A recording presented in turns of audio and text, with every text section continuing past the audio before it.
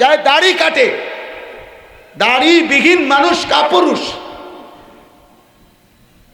দাড়িবিহীন মানুষ দাড়ি কাটে কেন কাটে? দাড়ি কাটতে কাটতে পুরুষকে মূলত কাপুরুষ বানায়, কাপুরুষ বানায়। পৃথিবীর কারো কাছে, কোন কাফের বেঈমানের কাছে একটি সায়েন্টিফিক, আরে কোরআন সুন্নাহ লাগবে না। কোরআন সুন্নাহ তো আমাদের কিতাব, ঠিক আছে, আমাদেরটা, আমাদের কাছে তো দলিল আছেই কোরআন সুন্নাতে, কিন্তু বিজ্ঞান সায়েন্টিফিক কোনো কথাও, কোনো বিজ্ঞানসম্মত কোনো চিকিৎসা বিজ্ঞানে, হোমিওপ্যাথিক, অ্যালোপ্যাথিক, আয়ুর্বেদিক, কবিরাজি কোনো পদ্ধতিতে পৃথিবীর কোনো কাফের মুশরিক বেঈমানও আজ পর্যন্ত প্রমাণ করতে পারে নাই যে দাড়ি কাটলে শারীরিক, মানসিক, দৈহিক, স্বাস্থ্যগত ন্যূনতম কোনো উপকার হয়। খোদার কসম আমি চ্যালেঞ্জ করলাম, যদি তোমার কাছে থাকে তুমি প্রমাণ করো, যেদিন বিচার হইব 10 গ্রাম লইয়া দিন আমি আমু।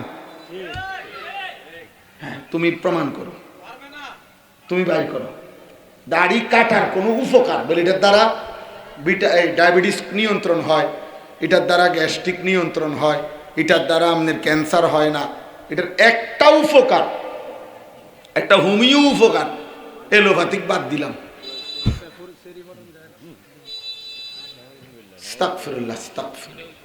এজন্য আমি কিতাবে পড়ছি, কাপুরুষ নারীর জন্য দাড়ি কাটে, বীর পুরুষ মুহাম্মদ আরবির জন্য দাড়ি রাখে। 60টার চাইতে বেশি গির্জা, চার্চ, খ্রিস্টানদের উপাসনালয় আছে বাংলাদেশে, একটি জেলায়। অথচ বাংলাদেশের দিনাজপুর জেলায় কি সংখ্যাগরিষ্ঠ মানুষ খ্রিস্টান? বাংলাদেশে এমন কোন জেলা আছে যেখানে সংখ্যাগরিষ্ঠ মানুষ খ্রিস্টান? এমন কোন বিশেষ কোন জেলা আছে? তো তাইলে একটি জেলার মধ্যে 10টা উপজেলা, তাহলে এখানে 560টা গির্জার কি দরকার বলো বাবা? আমাদের পার্বত্য চট্টগ্রাম তোমরা জানো না, তুমি তো মোবাইল টিপে শেষ করতে পারলে না। আমাদের পার্বত্য, তুমি আজকে মানচিত্র, বাংলাদেশের যে মানচিত্র, এটা দেখো, এই কোণার থেকে যে বাঁকা হইয়া মানচিত্র আসছে, এখানে বাংলাদেশের ম্যাপ দেখলে বুঝবা যে পার্বত্য চট্টগ্রামের যেটা এক সাইডে এদিক দিয়া, এইটা যদি এমনি কেসি দিয়া কাটে এই কাগজ, এটা তাহলে এটা থাইকা যাবে, এটা পড়ে যাবে। ঠিক পার্বত্য চট্টগ্রাম নিয়া এই রাঙ্গামাটি, বান্দরবন, খাগড়াছড়ি, কক্সবাজার, সেন্ট মার্টিন সহ বাংলাদেশের এই সাইড যেই কোনো সময় দুশ্মন কেচি দিয়ে কাইটা লাগে, মানে আমার দেশ থেকে আলাদা করে দিবে, বলবো ওইটা একটা স্বতন্ত্র রাষ্ট্র। বাংলাদেশের 10 ভাগের 1 ভাগ ভূমি পার্বত্য চট্টগ্রাম, মানে 64 জেলার 61 জেলা মিল্লা 9 ভাগ, আর শুধু 3 জেলায় 1 ভাগ। এবার এটা কত বড় জেলা না? 3টা, এরিয়া অনেক বিশাল, বুঝো নাই হিসাব? 1/10 মানে 10 ভাগের 1 ভাগ হলো পার্বত্য চট্টগ্রাম। যাই হোক বাপ,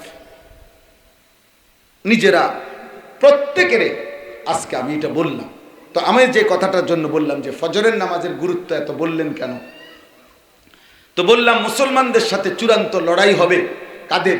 ইহুদিদের, বলে না? আর ইমাম মাহদী এবং ঈসা আলাইহিস সালামের মাধ্যমে ইহুদিদের শেষ পরাজয় হবে। দাজ্জালকে ঈসা আলাইহিস সালাম হত্যা করবে, এবং ঈসা এবং মাহদিয়া ওনাদের সাথে যে মুসলিম মুজাহিদ কাফেলা থাকবে যারা, তারা শেষ ইহুদিটাকে পাথরের আড়াল থেকে, গাছের আড়াল থেকে বাইর করেও হত্যা করবে। নবীজি বলছে, নবীজির হাদিস। তাহলে এই কিতাবের মধ্যে তাওরাত ওই ইহুদিদের ধর্মগ্রন্থে আছে, তাদের বিশ্বাস এটা যে মুসলমানদের ওই দল, ওই জামাত, ওই গ্রুপের হাতে, মুসলমানদের ওই দলের হাতে ইহুদিদের চূড়ান্ত পতন হবে। আল্লাযীনা কানু ফি সালাতিল ফজরি কা সালাতিল জুমআ, মুসলমানদের যেই দল, যেই জামাত, যেই মানুষ, যেই ব্যক্তিরা যাদের জুমার নামাজ আর ফজরের নামাজ বরাবর, কসম খোদার। আমাদের বিজয় আসবে সেদিন, যেদিন আমাদের জুমা এবং ফজর বরাবর হবে। এখন বলেন, আমার এই শেষ কথা বলেন, যে আমাদের জুম্মা এবং ফজর বরাবর? বলে না। আমাদের জুমার মুসল্লি আর ফজরের মুসল্লি বরাবর? এখানে আলহামদুলিল্লাহ যতজন ছেলে আছে, বাবা আছে, আশা করা যায়, হইতে পারে, আশা করা যায় যে কারো জুমা মিস যায় না, ধরে নেন। কিন্তু ফজরের নামাজ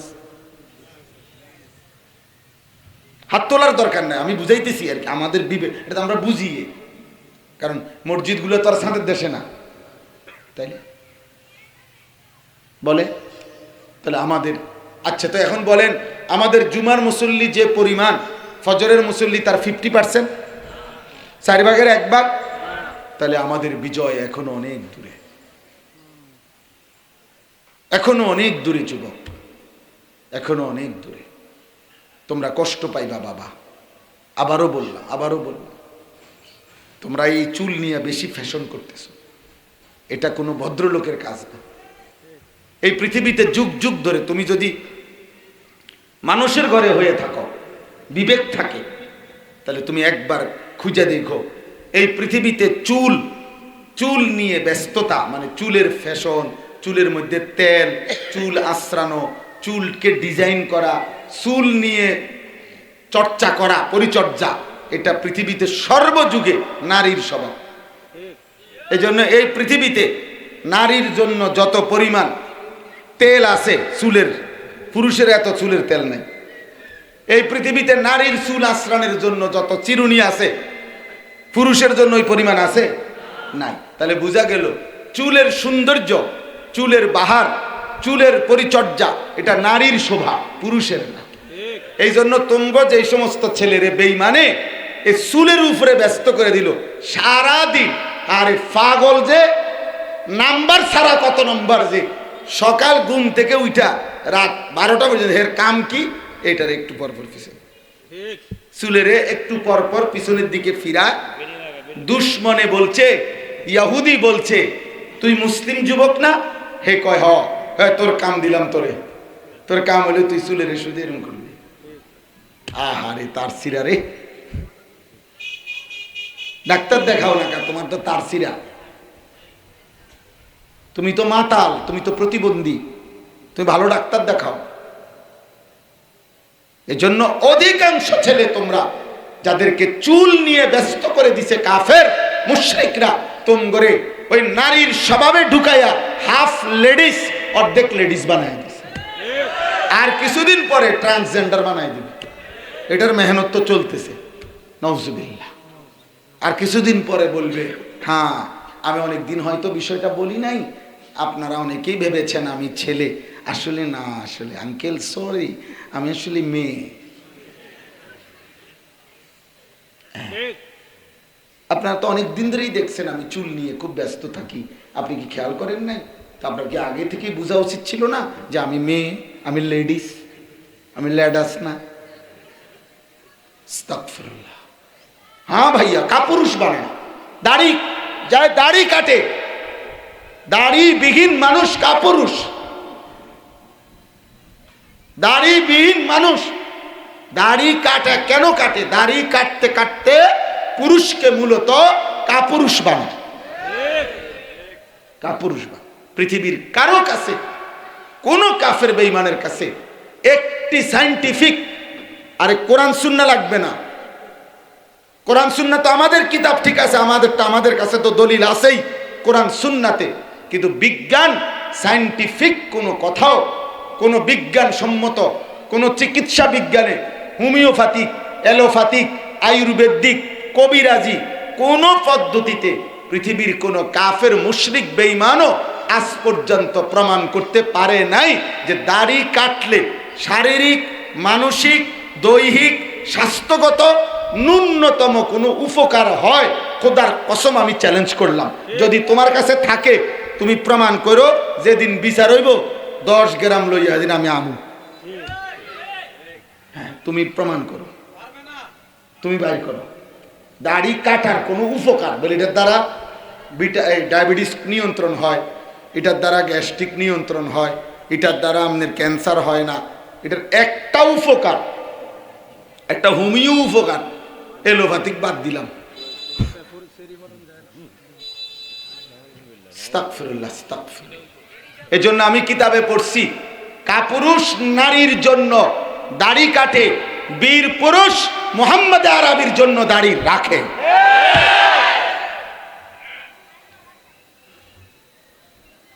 বীর পুরুষ মদিনাওয়ালার জন্য দাড়ি রাখে। এজন্য চলো ভাই, ইনশাআল্লাহ জিন্দেগি বদলাই। আল্লাহ আমাদেরকে তৌফিক দান করেন। আমার এই আয়াতের এই বক্তব্য এটাই। আল্লাহ বলছে, ওয়ালাকাদ খালাকনাল ইনসান, বান্দা আমি তোমাকে সৃষ্টি করেছি, তুমি আমার থেকে আড়াল হইতে পারবা না। ওয়া না'লামু মা তুওয়াসবিসু বিহি নাফসু, আমি তোমার কলজার ভিতরের খবর, অন্তরের ভেতরের খবর আমি জানি, আমারে লুকাইতে পারবা না। ওয়া নাহনু আকরাবু ইলাইহি মিন হাবলিল ওয়ারিদ, আল্লাহ বলছে তোমার এই পশম, এই চামড়া, গোশত, রক্ত, হাড্ডি, রক্তের ভিতরে যে শিরা উপশিরা আছে, যেটার দ্বারা সারা দেহে রক্ত সঞ্চালন হয়, আমি আল্লাহ তোমার অস্তিত্বের যে শেষ শিরা উপশিরা, আমি আল্লাহ তার চাইতেও তোমার কাছে আছি। ইজিয়াতালাক্কাল মুতালাক্কিয়ানে আনিল ইয়ামিনে ওয়া আনিশ শিমালি কাঈদ, আল্লাহ বলে তোমার ডানে বামে 24 ঘন্টা আমার দুইজন ফেরেশতা আছে, তুমি লুকাইবা কেন? 5 মা ইয়ালফিজু মিন কাউলিন ইল্লা লাদাইহি রাকিবুন আতীদ, আল্লাহ বলে তোমার এই জবান দিয়া যা বের হয়, ভালো মন্দ, পাক নাফাক, হালাল হারাম, জিকির গালি, যা বের হয় তোমার মুখ দিয়া, আমার একজন ফেরেশতা আলাদা, সে তোমার মুখের উচ্চারণ, জবানের উচ্চারণ লিখে রাখছে। আল্লাহ বলেন এই 5টি বিষয়, 1 আমি তোমাকে সৃষ্টি করেছি, 2 অন্তরের গোপন বিষয় আমি জানি, আমি তোমার অস্তিত্বের সবচেয়ে কাছে আছি, আমার 2জন ফেরেশতা তোমার সাথেই আছে, আমার একজন আলাদা ফেরেশতা তোমার মুখের উচ্চারণ লিখে রাখছে। আল্লাহ বলেন এই অবস্থায় তুমি সেজদা দাও আর নাফরমানি করো, হাসো কিংবা কাঁদো, সুখে থাকো আর দুঃখে থাকো, গোলামি করো আর নাফরমানি করো, ইবাদত করো আর অসভ্যতা করো। ওয়াজাআত সাকরাতুল মাউত বিল হক, এই অবস্থাতেই সত্য সত্য একদিন মৃত্যুর যন্ত্রণা চলে আসবে, আর মৃত্যু এসে আজরাইল তোমারে নিয়ে যাবে। আর সেদিন তুমি কবরে গেলে বুঝবা যে হায় আমার কি করা উচিত ছিল, আমি কি করলাম। যালিকা মা কুনতা মিনহু তাহিদ, আল্লাহ বলেন এই মৃত্যু থেকেই তুমি গত 40 বছর 70 বছর পলায়ন করেছিলে। মরতে তুমি কোনোবারেই চাও নাই, কিন্তু থাকতে পারলে না। থাকতে পারছে? কথা বলে না কেন? আমার দাদাও মরতে চায় নাই, আমার দাদা নাই। আমার বাবাও মরতে চায় নাই, আমার বাবা নাই। এই পৃথিবীর কেউই মরতে চায় নাই, কিন্তু সে থাকতে পারে নাই। আমিও পারবো না, তুমিও পারবা না। অতএব চলে জীবনটা সুন্দর করি, জীবনটা সুন্দর করে। নওজোয়ান ভাই, আজকে নতুন করে, লজ্জার কিছু নেই, নতুন করে নিয়ত করে আমার এই ফজর ক্যাম্পেইনের একজন হিম্মত করো যে ইনশাআল্লাহ হুজুর আমি নতুন করে নিয়ত করলাম, আমি ফজরের নামাজ পড়ব না। নতুন যারা আগে থেকে পড়েন তারা না, কোনো শরমের কিছু নেই। আমি একজন বন্ধুকে ডাকবো, বলো ইনশাআল্লাহ, হিম্মত করো, দাঁড়াও। কই? মাশাআল্লাহ, আল্লাহ কবুল করেন, আল্লাহ কবুল। আর কেউ না? নিয়ত করো ভাই, মাশাআল্লাহ, মাশাআল্লাহ। নওজোয়ান তোমরা নিয়ত করো, মাশাআল্লাহ। এটা কোনো চাঁদা কালেকশন করতেছি না, এটা শুধুমাত্র আল্লাহর জন্য চাইলাম। আল্লাহ তোমাদেরকে আগামী দিনে মাহাদির সৈনিক হিসাবে কবুল করে দেন। আল্লাহ সব যুবককে ইমানের পক্ষেই কবুল করে নেন ইনশাআল্লাহ। মনে রাখো বাপ, জুলুম আরো হোক, ইসরায়েলের যত অহংকারী করুক, বিজয় ফিলিস্তিনের হবে ইনশাআল্লাহ। গাজারও হবে, ইসলামের বিজয়ী হবে। রাত্রি যত গভীর হয়, সকাল তত কাছায় আসে। রাত অন্ধকার বেড়ে গেলে আলো কাছায় আসে। অতএব বেঈমানের জুলুম যেমন বেড়ে যাচ্ছে, হকের বিজয়ও ইনশাআল্লাহ কাছে চলে আসছে। এই জন্য আমরা সবাই আল্লাহকে ভালোবাসবো, আমাদের প্রিয় নবী সাল্লাল্লাহু আলাইহি ওয়াসাল্লামের একটা একটা সুন্নত। ছেলেরা বাবা, চুল দাড়ি, লেবাস, পোশাক, আমার বয়স্ক বাবা, আপনাদের উঠা বসা চলা ফেরায় নবীজির সুন্নাতের উপরে আমল করেন। আমি একটা কিতাব বিক্রি করি, এই জন্য প্রতিদিন ইচ্ছা করে আমার কাপাসিয়ার হজরত, বাংলাদেশের একজন বড় বুজুর্গ, গাজীপুর কাপাসিয়ার অধ্যক্ষ মিজানুর রহমান চৌধুরী, বাংলাদেশের বড় বড় ওলামায়ে কেরাম, ওনার হাতে বায়াত। উনি এই কিতাবটা লিখছেন, প্রায় 600 পৃষ্ঠার উপরে এই কিতাবটা, বাংলা ভাষায় আমাদের নবী সাল্লাল্লাহু আলাইহি সাল্লামের সুন্নাতের উপরে, নবীজির জীবনের একেবারে বিন্দু বিন্দু, ছোট ছোট বড় বড় যেই কোনো সুন্নাতের পূর্ণাঙ্গ বিস্তারিত দলিল সহ আলোচনা আছে এই কিতাবের মধ্যে। তালিমুস সুন্নাহ।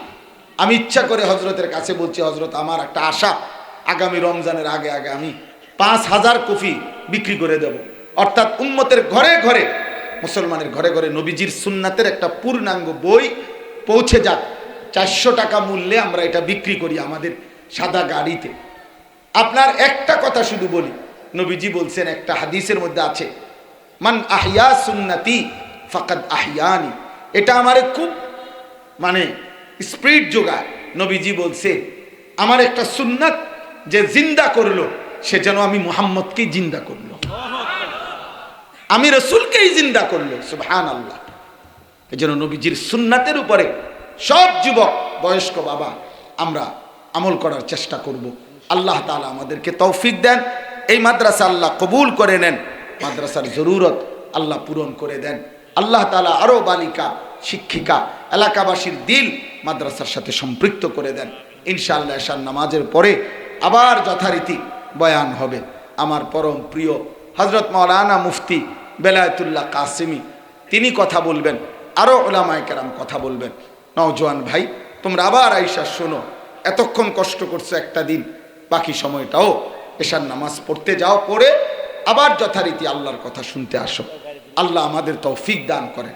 এই সাদা, এখানে সাদা গাড়ি আছে, এই কিতাবেরটা গাড়িতে আছে, 400 টাকা মূল্য।